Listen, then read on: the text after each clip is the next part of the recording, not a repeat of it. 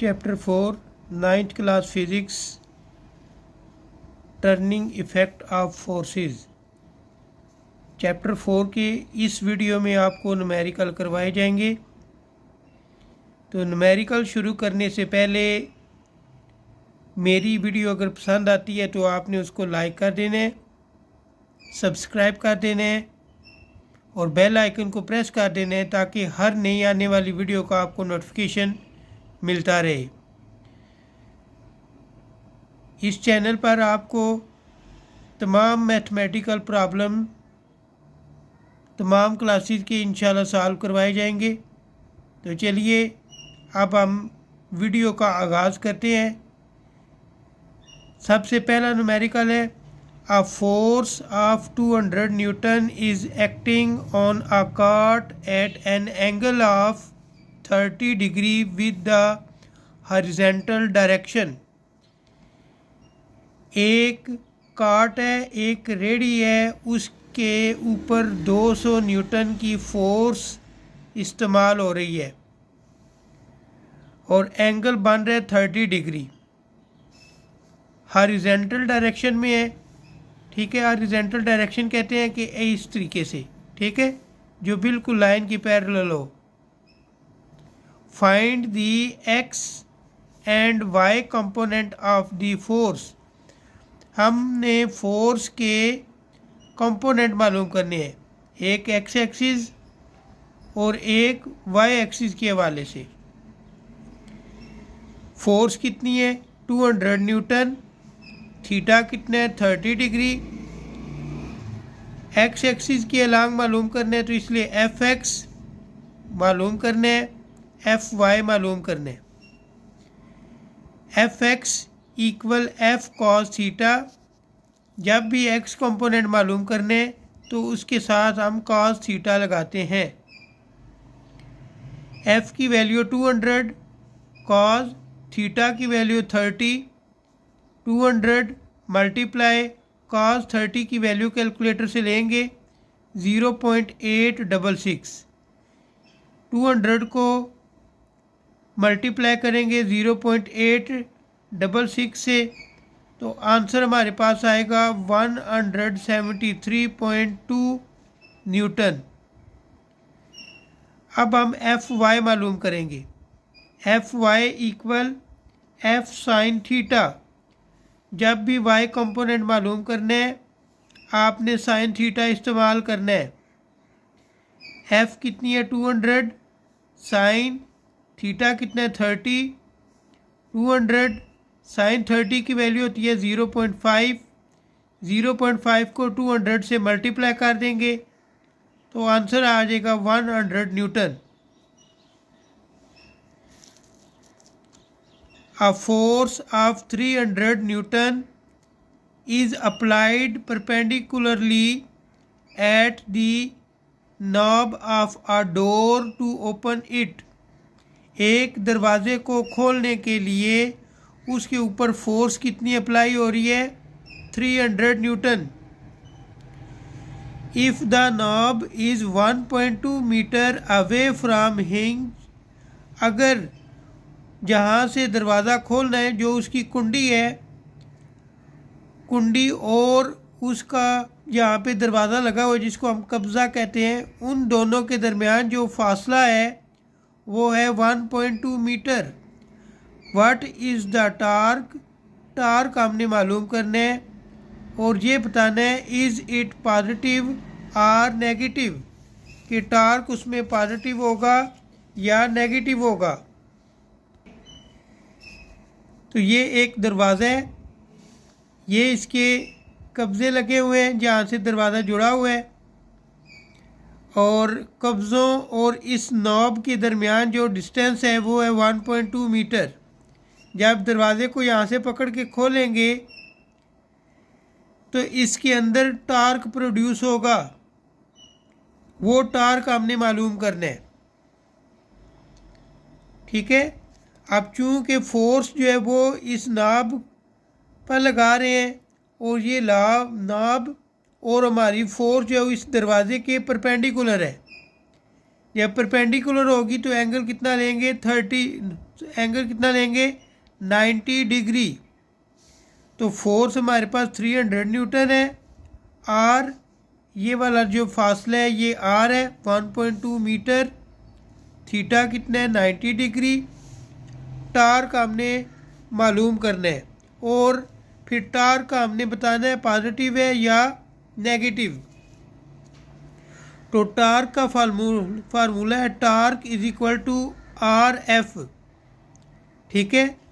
अब चूंकि इसमें एंगल भी दिया गया है इसलिए हम साइन थीटा इस्तेमाल करेंगे। साइन थीटा तब हम इस्तेमाल करते हैं जब वेक्टर क्वांटिटी हो। टार्क जो है वो वेक्टर क्वांटिटी है। अब वेक्टर क्या होता है? वेक्टर वो होता है जिसकी एक ख़ास डायरेक्शन होती है, ख़ास सिमत होती है। जिसकी डायरेक्शन नहीं होगी उसको हम वेक्टर नहीं बोलते बल्कि उसको स्केलर कहते हैं। तो वेक्टर वो क्वांटिटी होती है जिसकी मैग्नीट्यूड भी होगी और डायरेक्शन भी होगी। तो वेक्टर क्वांटिटी के लिए हम साइन थीटा इस्तेमाल करेंगे। R F sine theta. R की वैल्यू 1.2, फोर्स की वैल्यू 300, साइन थीटा हमारे पास 90। 1.2, 300 और साइन 90 इन तीनों को मल्टीप्लाई करेंगे तो आंसर आ जाएगा 360 न्यूटन मीटर। अब इसमें आर दिया गया, आर डिस्टेंस है, डिस्टेंस को मीटर में मेजर करते हैं इसलिए हमने मीटर लगाया है। और फोर्स की यूनिट न्यूटन है इसलिए हमने न्यूटन मीटर लिखा है। ठीक है। अब हमने साथ ये भी बताना था कि टार्क इसमें पॉजिटिव होगा या नेगेटिव होगा। तो टार्क इसके अंदर पॉजिटिव होगा क्योंकि टार्क जो है वो उसमें क्लॉकवाइज प्रोड्यूस हो रहा है। ठीक है। क्लॉकवाइज कहते हैं जैसे घड़ी इस अंदाज में चलती है ना। ठीक है। तो क्लॉकवाइज जो टार्क प्रोड्यूस होता है उसको हम पॉजिटिव लेते हैं। ठीक है। दरवाजे को यहाँ से पकड़ के जब खोलेंगे तो वो क्लॉकवाइज होगा। ठीक है। तो क्लॉकवाइज टार्क हमेशा क्या लिया जाता है? पॉजिटिव लिया जाता है। Number 3, 2 weights are hanging from a meter rule at the position shown in figure। 2 wait हैं जो कि मीटर रूल के साथ लटकाए गए हैं और ये इसका क्या है? इसको हम बोलते हैं फिल्क्रम। और ये जहाँ पे पॉइंट पे जिस पॉइंट पे रॉड के जिस पॉइंट के साथ ये टच कर रहे हैं इसको हम कहते हैं centre of gravity. If the metre rule is balanced at its centre of gravity find the unknown weight. अगर ये रॉड बैलेंस हो जाता है एक वेट के लटकाने की वजह से तो हमने वो वेट बताना है कि कितना वेट हमने लटकाया है। तो ये रॉड जो है वो बैलेंस हो चुका है। ठीक है। बैलेंस कहते हैं कि ये नीचे नहीं गिरेगा। ठीक है। तो सेंटर ऑफ ग्रेविटी यहाँ पे जिस पॉइंट पे ये टच कर रहे हैं वो है 50 सेंटीमीटर। अब 50 सेंटीमीटर यहाँ से लेके यहाँ तक भी है और यहाँ से लेके यहाँ तक भी है। ये 50 सेंटीमीटर है ईच एंड। उसके बाद R1 उसने बता दिए जिसको हम कहते हैं डिस्टेंस या इसको मूवमेंट आर्म भी बोलते हैं। R1 हमारे पास कितने हैं? 40 सेंटीमीटर। सेंटीमीटर को मीटरों में लाने के लिए 100 से मल्टीप्लाई करेंगे तो हमारे पास आ जाएगा 0.4 मीटर। उसके बाद R2 दिया गया 30 सेंटीमीटर। 30 को हम चेंज करेंगे मीटर्स में तो उसके लिए हमें 100 से डिवाइड करना पड़ेगा। जब 100 से डिवाइड करेंगे तो 0.3 मीटर आ जाएगा। एक वेट हमें बता दिया गया, वेट कितने? 4 न्यूटन। W2 4 Newton. ये वाला वेट हमने मालूम करना है, इसको W1 हमने मालूम करना है। ठीक है, अब फार्मूला है हमारे पास clockwise torque equal anti clockwise torque. Clockwise torque के लिए फार्मूला है R1 W1। वैसे ये R1 और F1 होता है। जो फोर्स होती है वो वेट ही होता है, क्योंकि जितनी वेट होगा उतनी ही हमें फोर्स लगानी पड़ेगी, इसलिए यहाँ पे वेट दिया गया है। तो यहाँ पे हमने लिख लिया R1 multiply W1 equal R2 W2। अब हमने W1 मालूम करना है, W1 को इधर ही रहने देंगे और R1 को दूसरी तरफ ले जाएंगे। R1 इधर मल्टीप्लाई हो रहा है, दूसरी तरफ जाके डिवाइड हो जाएगा। अब R2 की वैल्यू 0.3, वेट की वैल्यू 4, R1 की वैल्यू 0.4। 0.3 को 4 से मल्टीप्लाई करेंगे, जो आंसर आएगा उसको 0.4 से डिवाइड कर देंगे, तो हमारे पास वेट आ जाएगा 3 न्यूटन। 3 न्यूटन फोर्स, 3 न्यूटन जो है वो वेट अगर हम लटकाएंगे तो बैलेंस जो रॉड है वो बैलेंस हो जाएगा। ठीक है, आगे है numerical number 4। A seesaw is balanced with 2 children sitting near either end। एक सीसा है। सीसा क्या होता है? सीसा एक बच्चों का झूला होता है, जो एक तरफ बैठे तो दूसरी तरफ से ऊपर हो जाता है, दूसरी तरफ बैठे तो पहली तरफ से ऊपर हो जाता है। ठीक है, आप ये समझ लें कि सीसा जो है वो इसी तरह का होता है। इधर जब कोई बच्चा बैठेगा तो ये साइड ऊपर हो जाएगी, और जब इधर बच्चा बैठेगा तो ये बच्चा ऊपर हो जाएगा। ठीक है, तो इस तरह की झूले को हम सीसा कहते हैं। तो चाइल्ड ए वेट 30 किलोग्राम, बच्चा जो बैठा हुआ है उसका वेट है 30 किलोग्राम। अब चूँकि इसके साथ यूनिट लिखी हुई है किलोग्राम, किलोग्राम क्या होती है? मैस। ठीक है, इसको मैस भी लिख सकते हैं और वेट भी लिख सकते हैं, लेकिन हम यहाँ पे इसको W लिखेंगे, फिर इसको हम मैस में इस्तेमाल करेंगे। ठीक है, मैस के लिए फार्मूला बना लेंगे, तो इसको मैस भी लिख सकते हैं। And sit 2 metre away from the pivot. ठीक है, पिवट वो सहारा होता है जहाँ से वो झूला अटैच होता है। ठीक है, यहाँ से यहाँ तक जो फासला दिया गया है वो कितने 2 मीटर है। वाइल्ड चाइल्ड बी, दूसरा जो बच्चा बैठा है उसका मैस बता रही है उसने 40 किलोग्राम। And sit 1.5 metre from the pivot, और वो 1.5 मीटर दूर बैठा हुआ है। Calculate the total movement on each side. दोनों साइड का हमने मूवमेंट्स मालूम करना है। If the seesaw is an equilibrium, अगर उन दोनों बच्चों के बैठने की वजह से सीसा क्या हो जाता है? बैलेंस हो जाता है, तो हमने मूवमेंट्स मालूम करना है। तो WA यानी चाइल्ड ए का वेट है 30 किलोग्राम, डिस्टेंस है 2 मीटर। चाइल्ड बी का वेट हमने लिखा है 40 किलोग्राम और डिस्टेंस उसका लिखा है 1.5 मीटर। टार्क ए मालूम करने और टार्क बी मालूम करने। टार्क ए का formula RA into FA। F क्या होती है? फोर्स। फोर्स किसकी इक्वल होती है? वेट के। तो वेट का फार्मूला होता है mg।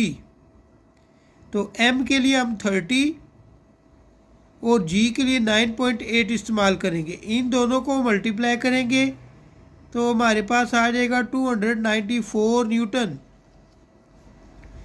ये 294 जो फोर्स आई है इसको इस जगह पे पुट कर देंगे, तो 2 मल्टीप्लाई 294, इन दोनों को मल्टीप्लाई किया 588 न्यूटन मीटर आ जाएगा। ठीक है, टार्क ए हमारे पास आ गया 588 न्यूटन मीटर। अब torque B equal R B into F B. अब एफ बी के लिए क्या करेंगे, W equal F equal M G. ठीक है, जिसको आप एम में भी बोलते हैं। ठीक है, न्यूटन सेकंड लॉ। तो ए की जगह हमने जी लिख लिए। 40 मल्टीप्लाई जी की वैल्यू 9.8, 40 को 9.8 से मल्टीप्लाई करेंगे 392 न्यूटन, ये उसका वेट आ जाएगा। ये वाला वेट हम इस जगह पे पुट कर देंगे। 1.5 मल्टीप्लाई 392, इन दोनों को जब मल्टीप्लाई किया तो 588 न्यूटन मीटर आ जाएगा। ये दोनों आंसर शो कर रहे हैं कि जो सीसा होगा वो इक्विलिब्रियम पोजीशन में होगा।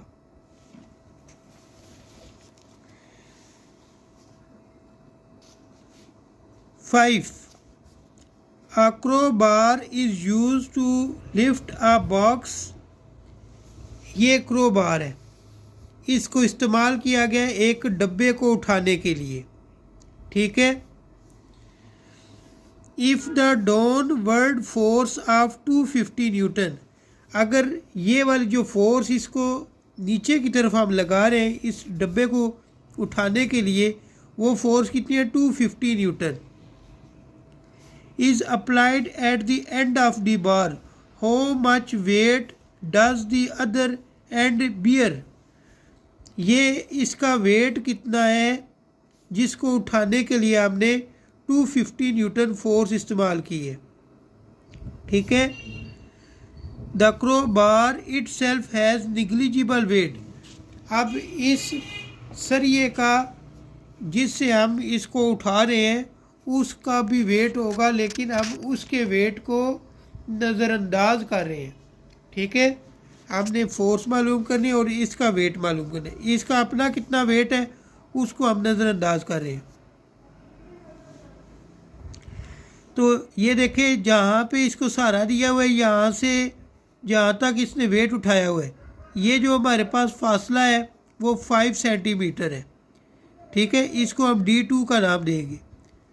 अब इस सारे से जहाँ तक हमने फोर्स इस्तेमाल की है, फोर्स अप्लाई इस्तेमाल कर रहे हैं, उन दोनों के दरमियान जो फासला है वो कितने, 30 सेंटीमीटर।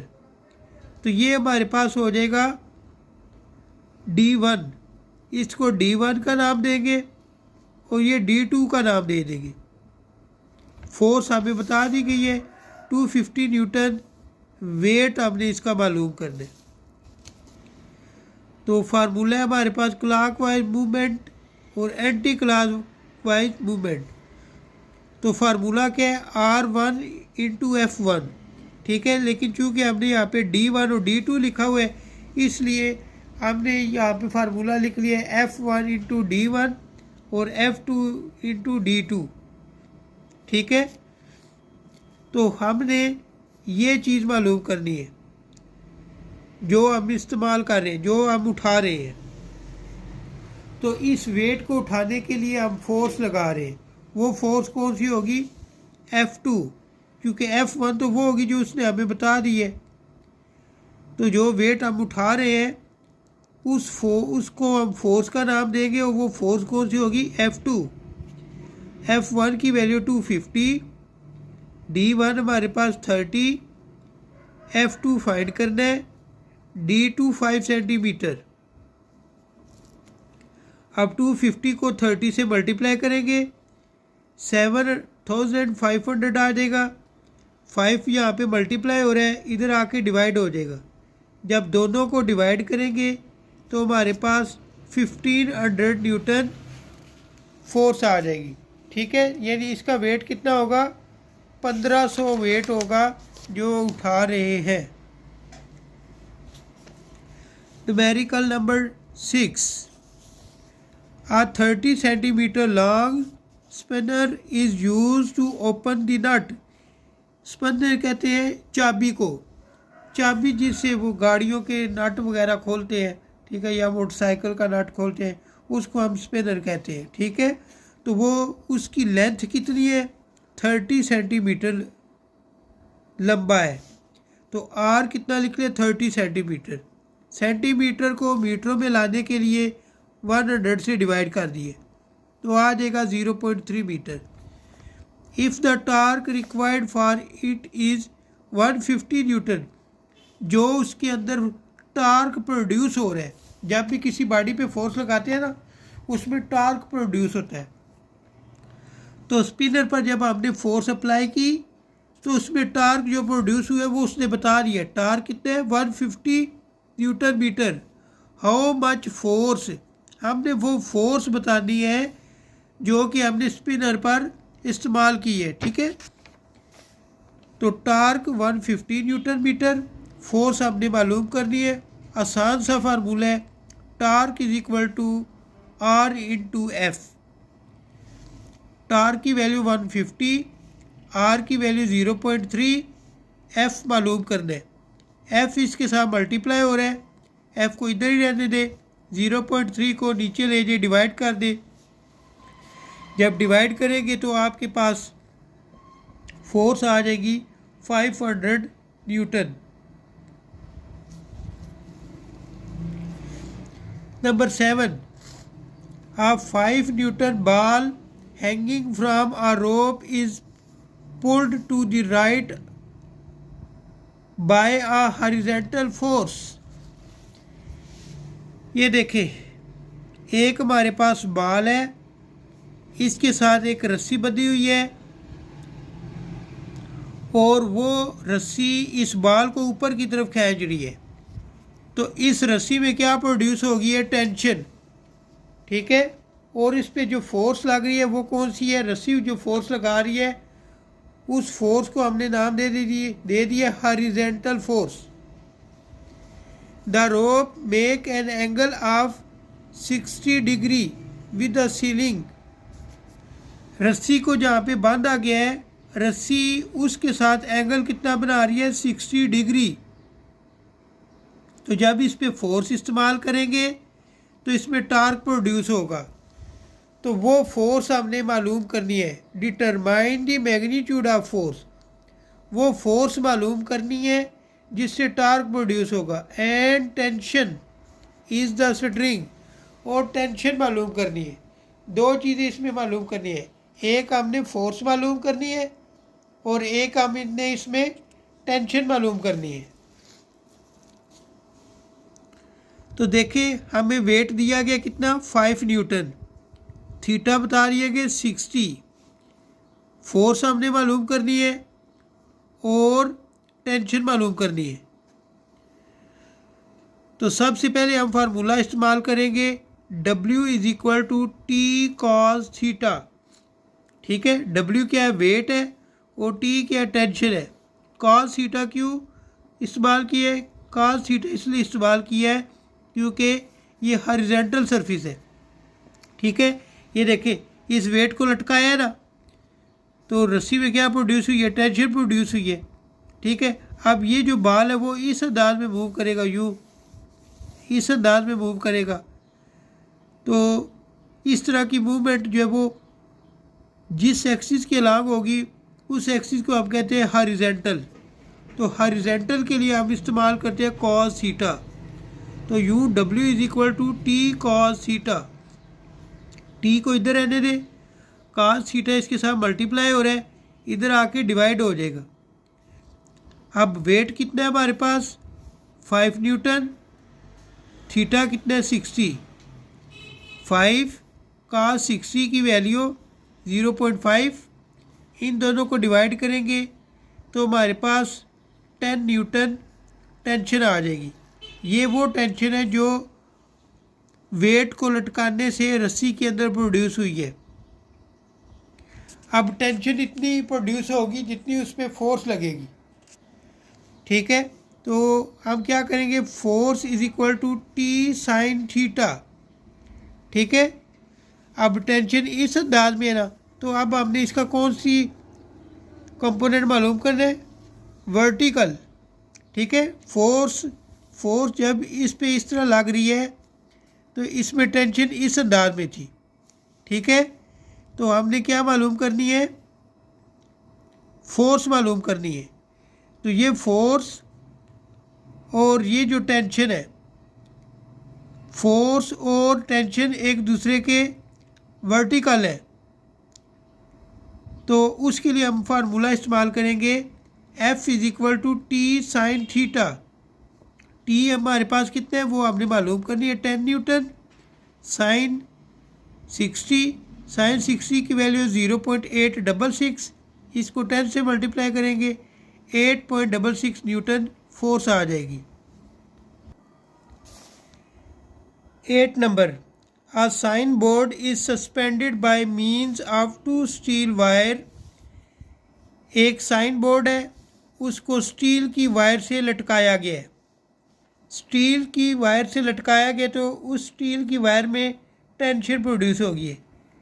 एक साइड पे जो टेंशन प्रोड्यूस हुई है उसको T1, जो दूसरी तरफ प्रोड्यूस हुई है उसको T2। इस साइन बोर्ड का जो वेट है वो कितने है, 200 न्यूटन। अब वेट और इसके सेंटर से एक तरफ जो डिस्टेंस है वो 2 मीटर है, दूसरी तरफ भी डिस्टेंस जो है वो 2 मीटर है। हमने बताना है कि टोटल टेंशन कितनी प्रोड्यूस हुई है दोनों में। जो जितनी टेंशन इसमें होगी उतनी ही टेंशन इसमें होगी। तो हम लिख लेंगे T1 equal to T2 equal T, ठीक है। यानी T1 की जगह भी T लिख लें और T2 की जगह भी T लिख लें। तो देखें वेट हमें दिया गया 200, T1 मालूम करना है, T2 भी मालूम करना है। अब यहाँ पे देखें वेट नीचे की तरफ है और टेंशन ऊपर की तरफ है, ठीक है। तो ये दोनों टेंशन इतनी ही है जितना इसका वेट है, ठीक है। तो उसके लिए हम क्या इस्तेमाल करेंगे, T1 sine theta plus T2 sine theta is equal to weight, ठीक है। क्योंकि इसी वेट को उठाने के लिए ये इनमें टेंशन प्रोड्यूस हुई है ना, इसलिए T1 sine theta plus T2 sine theta equal to weight. अब आपको बता रही है T1 और T2, जितनी T1 होगी उतनी T2 होगी। तो इन T को हम एक कॉमन T का नाम दे देंगे जिसको हम लिखेंगे सिर्फ और सिर्फ T। तो T sine theta plus T sine theta equal W। अब ये दोनों ऐड हो जाएंगे, 2T sine theta equal to W। हमने T मालूम करना है, ये 2 इधर मल्टीप्लाई हो रहा है, इधर जाके डिवाइड हो जाएगा। साइन थीटा भी इधर मल्टीप्लाई हो रहा है, इधर जाके डिवाइड हो जाएगा। T is equal to W/2 sine theta. अब W कितना है हमारे पास, 200। 2 साइन थीटा कितना है, 90।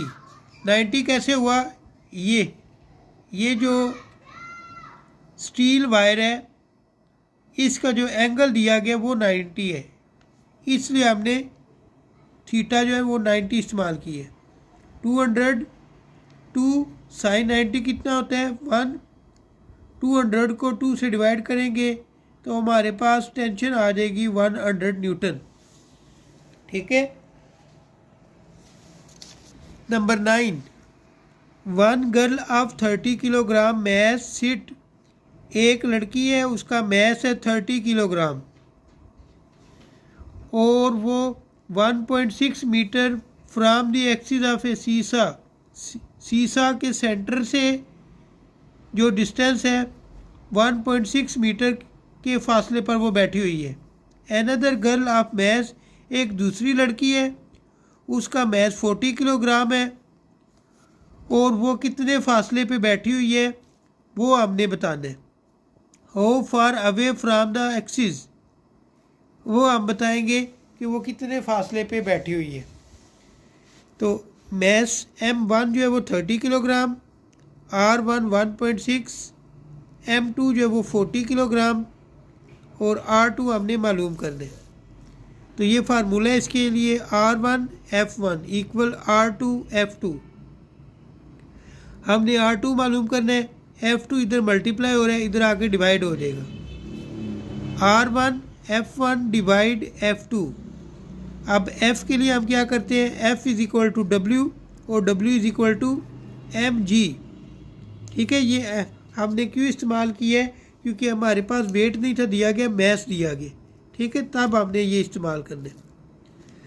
तो इस F1 की जगह लिख लेंगे m1g और इस F2 की जगह लिख लेंगे m2g इक्वल R2।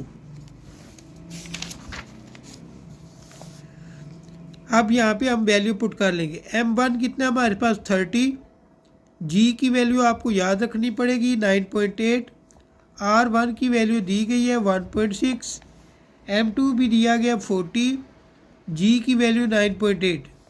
ऊपर वाले तीनों को मल्टीप्लाई करेंगे तो आ जाएगा 470.4 और नीचे वाले दोनों को मल्टीप्लाई करेंगे 392। दोनों को डिवाइड करेंगे 1.2 मीटर डिस्टेंस आ जाएगा। नंबर 10, ये लास्ट है इसका। Find the tension in each string. रस्सी के अंदर हर रस्सी में कितनी टेंशन प्रोड्यूस हुई है वो हमने मालूम करनी है। If the block weight 150 newton, जो ब्लॉक इसके साथ लटकाया गया उसका वेट कितना है 150। ठीक है, ये पीछे वाले क्वेश्चन की तरह जो पेंडुलम वाला हमने किया था। ठीक है, यानी यहाँ पे हमने पीछे ये किया ना, इसी का ये रिश्तेदार है। ठीक है, वो हमने कर दें ये। तो W लिख लेंगे 150 न्यूटन, थीटा लिख लेंगे 60। तो हमने क्या मालूम करना है, इसमें टेंशन मालूम करनी है। दो टेंशनें, एक T1 और एक T2। T1 और T2 हमने मालूम करना है। F is equal to T2 sine theta. ठीक है, ये T2 ये वाली है, ये वाली T2 है जो उसमें प्रोड्यूस हो रही है टेंशन। तो 150 is equal to T2 sine theta. Sine theta की जगह 60 लिख लेंगे, T2 को इधर ही रहने दे, साइन 60 इधर आ जाएगा। 150 डिवाइड साइन 60 की वैल्यू 0.866, दोनों को डिवाइड करेंगे 173.2 न्यूटन टेंशन आ जाएगी। अब T1 मालूम करना है। ठीक है, तो T1 जो है वो हमारे पास T1 is equal to cos theta है। ठीक है, वो हमने मालूम करनी है। ये जो हमारे पास T1 है, तो इसके लिए हम लिख लेंगे T1 is equal to T2 cos theta. T2 हमारे पास कितने हैं 173.2 कॉस 60, वो लिख लेंगे। ये ऐसे ही आ जाएगा, कॉस 60 की वैल्यू 0.5, इन दोनों को मल्टीप्लाई करेंगे तो 86.6 न्यूटन हमारे पास आंसर आ जाएगा। यही इसकी टेंशन है। यूँ आज की हमारी वीडियो मुकम्मल हुई। मुझे दे इजाज़त, अल्लाह हाफिज़। वीडियो पसंद आई है तो चैनल को सब्सक्राइब कर दे और बेल आइकन को प्रेस कर दे ताकि हर नई आने वाली वीडियो का नोटिफिकेशन आपको मिलता रहे।